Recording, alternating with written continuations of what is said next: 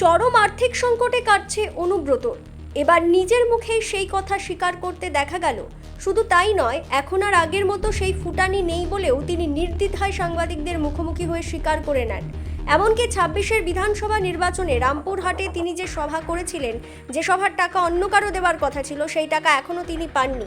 সেই সভার জন্য যারা টাকা পান তারা তার বাড়িতে তাগাদা করতে আসছে বলেও দাবি করেন।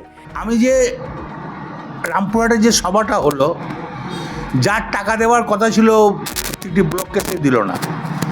আমি ধার দেনা করে দিলাম, সেই ধার দেনার টাকা এখন আমাকে দিয়েছে। লোকে তাগাদা করছে। আমার কন্ডিশন জানেন না, যে আমার সব সিজ হয়ে আছে, আমার কীভাবে কষ্ট করে আমার সংসার চলছে।